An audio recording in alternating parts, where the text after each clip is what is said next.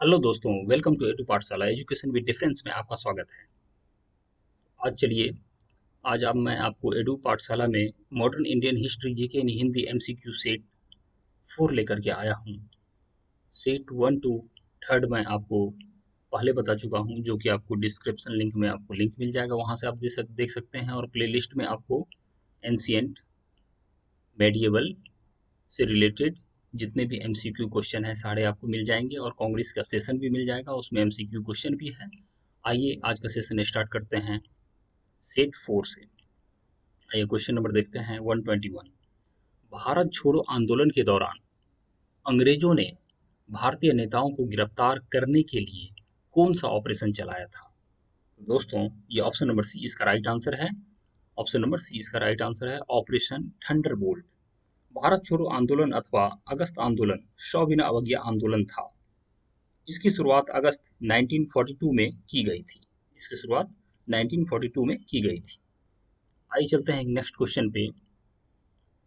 1931 के कराची अधिवेशन 1931 के कराची अधिवेशन में मौलिक अधिकारों का ड्राफ्ट किसने तैयार किया था? मौलिक अधिकार का जो ड्राफ्ट है किसने तैयार किया था? तो दोस्तों, मौलिक अधिकारों का ड्राफ्ट जो है, ऑप्शन नंबर ए इसका राइट आंसर है, सुभाष जवाहरलाल नेहरू जी ने किया था। 1931 में कांग्रेस की बैठक कराची में हुई। इस बैठक की अध्यक्षता सरदार वल्लभ भाई पटेल ने की थी। इस अधिवेशन में मौलिक अधिकार और राष्ट्रीय आर्थिक प्रोग्राम पर प्रस्ताव पारित किए गए थे। आइए चलते हैं नेक्स्ट क्वेश्चन पे। निम्नलिखित में से किस बंगाली लेखक ने हिंदी को भारत की राष्ट्रभाषा बनाने का सुझाव दिया था? हिंदी को भारत की राष्ट्रभाषा बनाने का सुझाव दिया गया था। तो दोस्तों, ऑप्शन नंबर ए इसका राइट आंसर है, भूदेव मुखर्जी ने। भूदेव मुखर्जी प्रसिद्ध शिक्षाविद और लेखक थे। बिहार के विद्यालयों में नागरी लिपि शुरू करने में उनका योगदान महत्वपूर्ण था। हिंदी और नागरी लिपि का प्रचार प्रसार करने के लिए उन्होंने 1893 में नागरी प्रचारिणी सभा की स्थापना की थी। नागरी प्रचारिणी सभा की स्थापना की थी 1893 में, नागरी लिपि का प्रचार करने के लिए, हिंदी और नागरी लिपि का। आइए नेक्स्ट क्वेश्चन पे चलते हैं 124 पे। भारतीय क्रांतिकारियों की माता किसे कहा जाता है? दोस्तों, बहुत ही इंपॉर्टेंट क्वेश्चन है। भारतीय क्रांतिकारियों की माता किसे कहा जाता है? तो दोस्तों, ये ऑप्शन नंबर सी इसका राइट आंसर है, मैडम कामा को। किसको कहा जाता है? मैडम कामा को कहा जाता है। भिखाजी कामा का जन्म 24 सितंबर 1861 को बॉम्बे में हुआ था। भारतीय स्वतंत्रता आंदोलन में के लिए उन्हें भारतीय क्रांतिकारियों की माता कहा जाता है। उन्हें भारत के पहले तिरंगे झंडे के निर्माण का श्रेय दिया जाता है। इस झंडे में हरा, केसरिया और लाल रंग था, और इस पर वंदे मातरम लिखा हुआ था। 13 अगस्त 1936 में इनकी मृत्यु हुई थी। तो क्रांतिकारियों की माता जो है, मैडम कामा को कहा जाता है। इसका पूरा नाम है मैडम भीखाजी कामा। आइए चलते हैं नेक्स्ट क्वेश्चन पे। हिंदू महासभा का आयोजन सबसे पहले 1914 में पहली बार किस स्थान पर किया गया था? 1914 में पहली बार किस स्थान पर किया गया था? तो दोस्तों, यह हरिद्वार में किया गया था। ऑप्शन नंबर ए इसका राइट आंसर है। हिंदू महासभा की स्थापना 1915 में मदन मोहन मालवीय ने की थी। यह संगठन आर्य समाज व अन्य संगठनों के साथ कार्य करता था। यह 1925 में गठित किए राष्ट्रीय स्वयंसेवक संघ से जुड़ा हुआ था। पहला हिंदू महासभा सम्मेलन 1915 में हरिद्वार में हुआ था। कहाँ पे हुआ था? हरिद्वार में हुआ था, उत्तराखंड में। आइए चलते हैं क्वेश्चन नंबर 126 पे। 1939 में कांग्रेस की त्रिपुरी अधिवेशन में कांग्रेस की अध्यक्षता कौन किया था? 1939 में कांग्रेस की अध्यक्षता कौन किया था? तो दोस्तों, सुभाष चंद्र बोस जी ने किया था। ऑप्शन नंबर सी इसका राइट आंसर है। कांग्रेस के 52वें अधिवेशन में सुभाष चंद्र बोस को पुनः कांग्रेस का अध्यक्ष चुना गया था। चुनाव में उन्होंने महात्मा गांधी के प्रतिनिधि पट्टाभी सीतारामैया को हराया। उन्होंने पूर्ण स्वराज पर बल दिया। अप्रैल 1939 में उन्होंने इस पद से इस्तीफा भी दे दिया। आइए चलिए क्वेश्चन नंबर चलते हैं 127 पे। भारत विभाजन के विरोध में 3 जुलाई 1947 को किसने काला दिवस के रूप में मनाया था? भारत विभाजन के विरोध में 3 जुलाई 1947 को किसने काला दिवस के रूप में मनाया था? तो दोस्तों, हिंदू महासभा ने। ऑप्शन नंबर सी इसका राइट आंसर है। हिंदू महासभा की स्थापना 1915 में मदन मोहन मालवीय ने की थी। किसने की थी? मदन मोहन मालवीय ने। इसने 3 जुलाई 1947 को काला दिवस के रूप में मनाया गया था भारत विभाजन के विरोध में। आइए चलते हैं क्वेश्चन नंबर 128 पे। मुस्लिम लीग के पहले अध्यक्ष कौन थे? मुस्लिम लीग के जो पहले अध्यक्ष थे वो कौन थे? दोस्तों, ऑप्शन नंबर ए इसका राइट आंसर है। नवाब विकार उल मुल्क मुश्ताक हुसैन। मुस्लिम लीग की स्थापना 1906 में ढाका में की गई थी। इसकी स्थापना में आगा खां तृतीय की भूमिका महत्वपूर्ण थी। नवाब विकार उल मुल्क मुश्ताक हुसैन मुस्लिम लीग के संस्थापकों में से एक थे। उन्हें अलीगढ़ आंदोलन के लिए जाना जाता था। अलीगढ़ आंदोलन के लिए जाना जाता था। आइए चलते हैं क्वेश्चन नंबर 129 पे। ग्रीष्मकाल की आंधी की तरह मेरठ विद्रोह भी अनापेक्षित और बेहद छोटा था। यह कथन जो है किसके द्वारा कहा गया था? दोस्तों, ऑप्शन नंबर ए इसका राइट आंसर है। एन सेन के द्वारा सुरेंद्र नाथ सेन ने 1857 के विद्रोह में ग्रीष्मकालीन आंधी की तरह बताया जो अनापेक्षित और छोटी होती है। उन्होंने भारतीय इतिहास विशेषकर मराठा इतिहास के बारे में काफी पुस्तकें लिखी।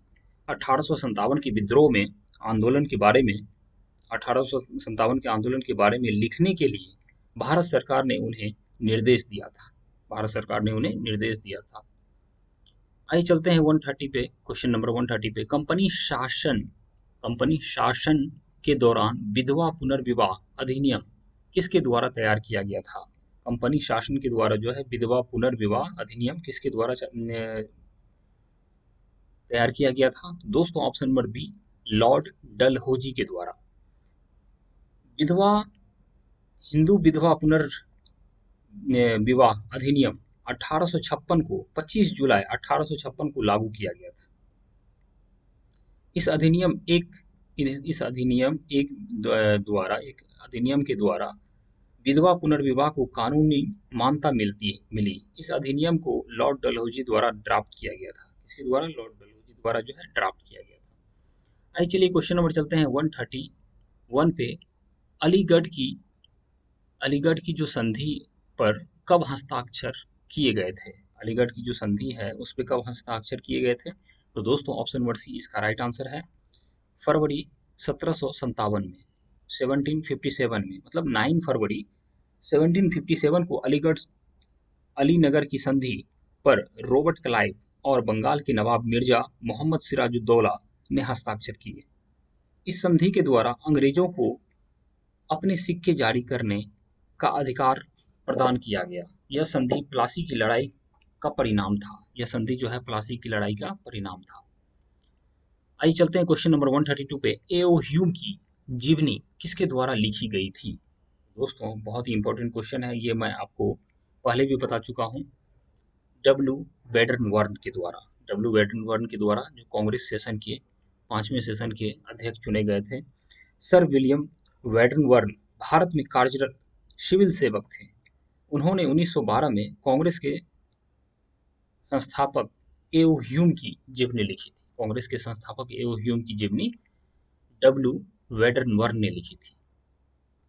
आइए चलते हैं नेक्स्ट क्वेश्चन पे। भारत छोड़ो आंदोलन के दौरान सविनय अवज्ञा आंदोलन में गांधी जी के सबसे बड़े समर्थक कौन थे? गांधी जी के जो है सविनय अवज्ञा आंदोलन में सबसे बड़े समर्थक कौन थे? तो दोस्तों, ऑप्शन नंबर बी इसका राइट आंसर है। सरदार वल्लभ भाई पटेल। सरदार वल्लभ भाई पटेल को भारत का लौह पुरुष और भारत का बिस्मार्क कहा जाता है। वे सविनय अवज्ञा आंदोलन के द्वारा भारत को स्वतंत्र करने के विचार के समर्थक थे। उन्होंने गांधी जी ने व्यक्तिगत सत्याग्रह में भी हिस्सा लिया, जिस कारण से 1940 में गिरफ्तार किया गया था। तो सबसे बड़े समर्थक अगर पूछा जाए गांधी जी के कौन थे सविनय अवज्ञा आंदोलन में, तो ये सरदार वल्लभ भाई पटेल थे, आयरन मैन और बिस्मार्क। भारत के अंग्रेजी भाषा को निर्देश का माध्यम कब बनाया गया था? भारत के अंग्रेजी भाषा को जो है कब बनाया गया था? तो दोस्तों 1835 को। ऑप्शन नंबर बी इसका राइट आंसर है। अंग्रेजी शिक्षा अधिनियम विधेयक भारतीय परिषद 1835 का हिस्सा था। लॉर्ड विलियम बेंटिक ने शिक्षा के लिए कुछ फंड वितरित करने का निश्चय किया था। इसी वर्ष ब्रिटिश सरकार ने निर्देश का माध्यम अंग्रेजी भाषा को निश्चित किया था 1835 में। आइए चलते हैं question number next question 135। Bengal में मुस्लिम पुनर्जागरण का पिता किसे कहा जाता है? मुस्लिम पुनर्जागरण का पिता जो है अब्दुल लतीफ को कहा जाता है। किसको कहा जाता है? अब्दुल लतीफ को। 19वीं सदी के दौरान नवाब अब्दुल लतीफ खान मुस्लिम आधुनिकीकरण के पथ प्रदर्शक थे। शिक्षा क्षेत्र में उनका योगदान काफी महत्वपूर्ण था। इसके अतिरिक्त वास्तुकला में भी उन्होंने महत्वपूर्ण योगदान दिया था। आइए चलते हैं क्वेश्चन नंबर 136 पे। निम्नलिखित में से कौन सा नेता असहयोग आंदोलन का हिस्सा नहीं था? तो दोस्तों असहयोग आंदोलन का जो हिस्सा नहीं था इसमें M.A. अंसारी, मोहम्मद अली जिन्ना, अबुल कलाम आज़ाद, हकीम अजमल खां। तो दोस्तों इसमें मोहम्मद अली जिन्ना जो है वो असहयोग आंदोलन का हिस्सा नहीं था। असहयोग आंदोलन की शुरुआत 1920 से 22 के महात्मा गांधी ने की थी। बाल गंगाधर तिलक, बिपिन चंद्र पाल, मोहम्मद अली जिन्ना और एनी बेसेंट ने इस विचार का विरोध किया था। तो सिर्फ मोहम्मद अली जिन्ना ही नहीं थे, इसमें कौन कौन थे? बाल गंगाधर तिलक भी थे, बिपिन चंद्र पाल भी, मोहम्मद अली जिन्ना और एनी बेसेंट भी थी। तो दोस्तों आप इन्हें जरूर याद रखेंगे। ऑप्शन में कुछ भी दे सकता है, तो आप ये मत समझिए जो बाल गंगाधर तिलक और बिपिन चंद्र पाल एनी बेसेंट नहीं थी, ये सभी थे मोहम्मद अली जिन्ना के साथ। आइए चलते हैं क्वेश्चन नंबर 137 पे। झंडा समिति के अध्यक्ष कौन थे? दोस्तों बहुत बार पूछा जाता है ये क्वेश्चन।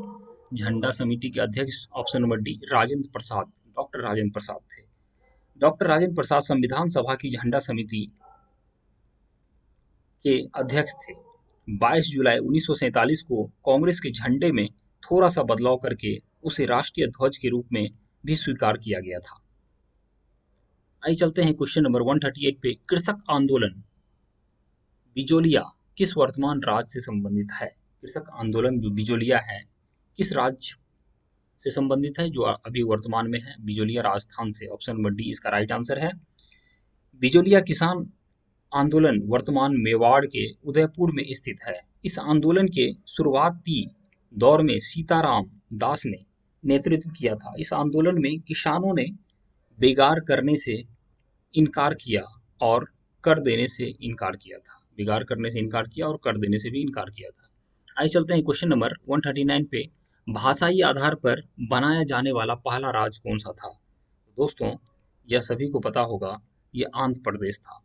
1956 में आंध्र प्रदेश को बनाया गया था लैंग्वेज के आधार पर। कांग्रेस ने जयपुर अधिवेशन में 3 सदस्यीय समिति का गठन किया था। जवाहरलाल नेहरू, वल्लभ भाई पटेल और पट्टा सीतावीर रमन इस समिति के सदस्य थे। इस समिति ने भाषाई आधार पर राज्य के निर्माण के विचार को खारिज किया था। आइए चलते हैं क्वेश्चन नंबर 140 पे। सहायक गठबंधन स्वीकार करने वाले अंतिम मराठा प्रमुख कौन थे? सहायक गठबंधन जो है स्वीकार करने वाले अंतिम मराठा प्रमुख थे। ऑप्शन नंबर सी इसका राइट आंसर है, होलकर। सहायक गठबंधन की शुरुआत लॉर्ड वेलेस्ले ने की थी। वे 1798 से लेकर के 1805 तक ब्रिटिश गवर्नर जनरल थे। हैदराबाद सहायक गठबंधन में शामिल होने वाली पहली रियासत थी। पेशवा 1802 में, सिंधिया 1804 में, गायकवाड़ 1805 में, भोसले 1806 में और होलकर 1818 सहायक गठबंधन में शामिल हुए थे। किसमें शामिल हुए थे? सहायक गठबंधन में ये लोग शामिल हुए थे। तो दोस्तों इसी तरह से इसमें सहायक गठबंधन में शामिल हुए थे। तो इसमें गवर्नर जनरल केनिन ने बाद में टिप्पणी किया था, बाद में उसने टिप्पणी किया था कि इन शासकों ने, जो ये शासक थे सारे, इन शासकों ने तूफान के आगे बांध की तरह काम किया, वरना यह तूफान एक ही लहर में हमें बहा ले जाता। सोचिए ये गवर्नर जनरल कैनिंग की टिप्पणी थी। अगर तूफान के आगे बांध की तरह काम किया, वरना यह तूफान एक ही लहर में हमें बहा ले जाती। तो ये जो सिंधिया और होलकर गायकवाड़ परिवार थे, ये सभी ने सहायता संघ गठबंधन किया था। आइए चलते हैं क्वेश्चन नंबर 141 पे।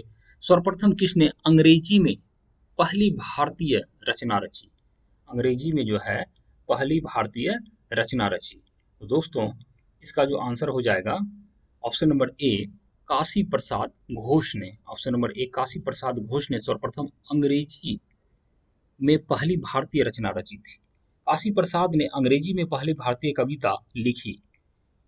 द शायर तथा अन्य कविताएं को 1830 में प्रकाशित की गई थी। द शायर और अन्य कविताओं को प्रकाशित की गई थी। आइए चलते हैं 142 क्वेश्चन पे। बहादुर शाह जफर के संदर्भ में कौन सा कथन असत्य है? यहाँ पे दोस्तों असत्य है, सत्य नहीं, असत्य है। तो दोस्तों ऑप्शन नंबर डी, 1845 में उनका राज्याभिषेक हुआ था। 1845 में वो गद्दी पे ईस्वी में गद्दी पर आसीन हुए थे। तो ये इसका जो है गलत ऑप्शन है। वे साम्राज्य के बिना सम्राट था। वे बिना युद्ध अनुभव के योद्धा थे। हसन अश्करी उनके आध्यात्मिक गुरु थे। ये सारे सही है, बट क्वेश्चन के अनुसार असत्य जो है 1845 में उसका राज्याभिषेक हुआ था। उसका राज्याभिषेक हुआ ही नहीं था, बिना उसका ही बैठे थे। अब फतेह चंद को जगत सेठ की उपाधि किसने दी थी? फतेह चंद को जगत सेठ की उपाधि जो है मोहम्मद शाह ने दी थी। ऑप्शन नंबर डी इसका राइट आंसर है। फतेह चंद मानिक चंद्र के दत्तक पुत्र थे, मतलब गोद लिया हुआ पुत्र थे। उन्होंने मुगल सम्राट फर्रुखसियार से सेठ की उपाधि हासिल की। मुगल सम्राट मोहम्मद सेठ ने उन्हें जगत सेठ की उपाधि दी। तो ये आप समझ गए होंगे, फतेह चंद्र को जगत सेठ की उपाधि किसने दी थी? तो मोहम्मद शाह ने दी थी। आइए चलते हैं नेक्स्ट क्वेश्चन पे। 1909 में गांधी जी द्वारा लिखित पुस्तक हिंद स्वराज किस भाषा में लिखी गई थी? दोस्तों ये बहुत ही इंपॉर्टेंट है। ऑप्शन नंबर सी इसका राइट आंसर है, गुजराती में। यह पुस्तक 1909 में गांधी जी द्वारा गुजराती भाषा में लिखी गई। इस पुस्तक में उन्होंने स्वराज और आधुनिक सभ्यता पर प्रकाश डाला था। स्वराज और आधुनिक सभ्यता पे प्रकाश डाला था। तो आप याद रखेंगे इनको। शिवाजी का अष्टप्रधान में कौन शामिल नहीं था? दोस्तों कौन शामिल नहीं था, ये पूछा जा रहा है। तो इसका आंसर हो जाएगा ऑप्शन नंबर डी, वकील। वकील हो जाएगा। अष्टप्रधान में प्रधानमंत्री, आमंत्रित सचिव, मंत्री, सेनापति, सुमंत, न्यायाधीश और पंडित राव शामिल थे, और ये वकील जो है इसमें शामिल नहीं थे। आइए चलते हैं 146 क्वेश्चन पे। चौथ एकत्रित करने का मुख्य कारण क्या था? चौथ जो है एकत्रित करने का मुख्य कारण क्या था? दोस्तों ऑप्शन नंबर ए इसका राइट आंसर है, आय स्रोत में वृद्धि करना। शिवाजी अपने नियंत्रण वाले क्षेत्रों में सरदेशमुखी और चौथ एकत्रित किया करते थे। चौथ किसी राज्य के कुल राजस्व का 1/4 हिस्सा, जबकि सरदेशमुखी कुल आय का 10वां हिस्सा होता था। तो आप समझ गए होंगे, जो मतलब सरदेशमुखी जो है 10वां हिस्सा होता था, और चौथ किसी राज्य का जो है 1/4 होता था। आइए चलते हैं क्वेश्चन नंबर 147 पे। चार्ल्स द्वितीय ने बॉम्बे को किस वर्ष ईस्ट इंडिया कंपनी को दे दिया? चार्ल्स द्वितीय ने जो है बॉम्बे को कब दे दिया था? तो 1668 में। 1668 में दे दिया था। ऑप्शन नंबर डी इसका राइट आंसर है। 21 सितंबर 1668 को रॉयल चार्टर अधिनियम के द्वारा चार्ल्स द्वितीय को 10 पाउंड के वार्षिक शुल्क पर बॉम्बे को ईस्ट इंडिया कंपनी को स्थानांतरित कर दिया था। आइए चलते हैं क्वेश्चन नंबर 148 पे। अकबर से गुजरात में व्यापार के लिए फरमान प्राप्त करने के प्रयास किस अंग्रेज व्यक्ति ने किया था? अकबर से जो है किस अंग्रेज व्यक्ति ने किया था? तो दोस्तों ऑप्शन नंबर बी इसका राइट आंसर है, John Milton hall. John Milton hall ने। जॉन मिल्टन हॉल अंग्रेज यात्री था। वह अकबर के कार्यकाल में भारत आया था। अकबर के कार्यकाल में भारत आया था। आइए चलते हैं क्वेश्चन नंबर 149 पे। डच सबसे पहले वर्तमान ओडिशा में किस स्थान पर बसे थे? डच जो है सबसे पहले वर्तमान ओडिशा में किस स्थान पर बसे थे? तो दोस्तों ये पिपली पिपली में बसे थे। डच सबसे पहले अंग्रेज ओडिशा के पिपली में बसे, उसके पश्चात उन्होंने बालासोर के लिए पिपली को छोड़ दिया, बालासोर के लिए पिपली को छोड़ दिया। आइए चलिए क्वेश्चन नंबर चलते हैं 150 पे। किस संधि के द्वारा अंग्रेजों ने बंगाल, बिहार और ओडिशा के दीवानी अधिकार प्राप्त किए थे? किस संधि के द्वारा? तो दोस्तों ऑप्शन नंबर सी इसका राइट आंसर है अलाहाबाद। अलाहाबाद की संधि पर 16 अगस्त 1765 को हस्ताक्षर किए गए। यह बक्सर की लड़ाई का परिणाम था। इस संधि के द्वारा अंग्रेजों को बंगाल, बिहार और ओडिशा के दीवानी अधिकार प्राप्त हुए थे। क्या हुए थे? दीवानी अधिकार प्राप्त हुए थे। आइए चलते हैं क्वेश्चन नंबर 151 पे। पेशवा ने अंग्रेजों की सहायक गठबंधन को किस संधि के द्वारा स्वीकार किया था? दोस्तों पेशवा ने अंग्रेजों की सहायक गठबंधन को किस संधि के द्वारा स्वीकार किया था? तो ये ऑप्शन नंबर बी इसका राइट आंसर है बसाई की संधि। बसाई की संधि। बसाई की संधि पर 31 दिसंबर 1802 में बाजीराव द्वितीय और ब्रिटिश ईस्ट इंडिया कंपनी के द्वारा हस्ताक्षर किए गए थे।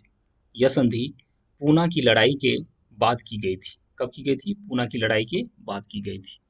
आइए चलते हैं क्वेश्चन नंबर 152 पे।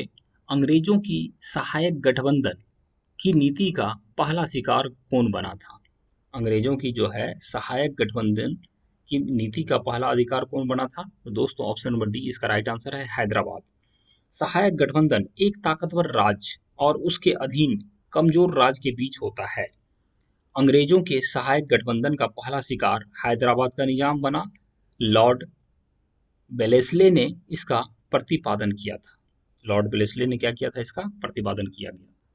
आइए चलते हैं क्वेश्चन नंबर 153 पे। राष्ट्रीय स्वयं सेवक संघ में सरसंघ चालक कौन होता है? राष्ट्रीय स्वयंसेवक संघ में सरसंघ चालक कौन होता है? दोस्तों ऑप्शन नंबर ए इसका राइट आंसर है आरएसएस अध्यक्ष। आरएसएस के अध्यक्ष को सरसंघ संघ चालक कहते हैं। सरसंघ चालक कहते हैं। आइए चलते हैं क्वेश्चन नंबर 154 पे। यह कथन किसने कहा था कि अंग्रेजों ने बंगाल में 1765 से 1772 के बीच लुटेरों का राज स्थापित किया था? लुटेरों का राज स्थापित किया था। दोस्तों ऑप्शन नंबर सी इसका राइट आंसर है के एम के एम पनिक्कर ने। के एम पनिक्कर एक पत्रकार, विद्वान, इतिहासकार और कूटनीतिज्ञ थे। उपरोक्त कथन उन्होंने 1780 के दशक में ब्रिटिश के बारे में लिखा था। किसके बारे में लिखा था? ब्रिटिश के बारे में। चलिए अब क्वेश्चन नंबर चलते हैं 155 पे। अवध को किस आधार पर ब्रिटिश क्षेत्र में अधिग्रहित किया गया था? अवध को जो है किस आधार पर ब्रिटिश क्षेत्र में अधिग्रहित किया गया था? दोस्तों ऑप्शन नंबर बी इसका राइट आंसर है कथित कुशासन में। कथित कुशासन में अवध एकमात्र ऐसी भारतीय रियासत थी जिसका अधिग्रहण कथित कुशासन के आधार पर किया गया था। अवध पर फरवरी 1856 में कब्जा किया गया था। आइए चलते हैं क्वेश्चन नंबर 156 पे। निम्नलिखित में से किस देशी रियासत को व्यापगत के सिद्धांत के अंतर्गत अधिग्रहित नहीं किया गया? तो दोस्तों ऑप्शन नंबर बी पंजाब। व्यापगत सिद्धांत के तहत सतारा, शबलपुर, करौली और झांसी को अधिग्रहण किया गया था। यह सिद्धांत लॉर्ड डलहौजी द्वारा प्रतिपादित किया गया था। आइए चलते हैं क्वेश्चन नंबर 157 पे। निम्नलिखित में से किस विधेयक के द्वारा ब्रिटिश ईस्ट इंडिया कंपनी की व्यापारिक गतिविधियां समाप्त कर दी गई थी? किस अधिनियम के द्वारा? दोस्तों चार्टर अधिनियम 1833। चार्टर अधिनियम 1833 ऑप्शन नंबर बी इसका राइट आंसर है। चार्टर अधिनियम 1833 के द्वारा भारतीय कानूनों को कूटीकृत करने का प्रयास किया गया। इसके द्वारा बंगाल के गवर्नर जनरल को भारत का गवर्नर जनरल बनाया गया। इस अधिनियम के द्वारा ईस्ट इंडिया कंपनी के व्यापारिक एकाधिकार को भी समाप्त कर दिया गया था। व्यापारिक जो एकाधिकार था उसको समाप्त कर दिया गया था। आइए चलते हैं क्वेश्चन नंबर 158 पे। निम्नलिखित घटनाओं का सही क्रम बताएं।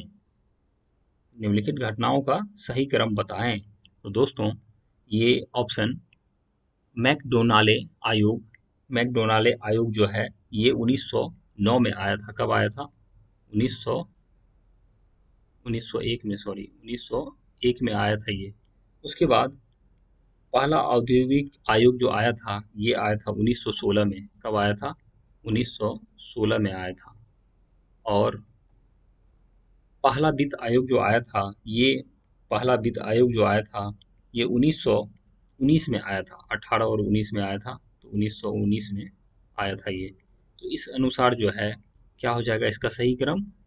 1, 2 और 3, ऑप्शन नंबर ए।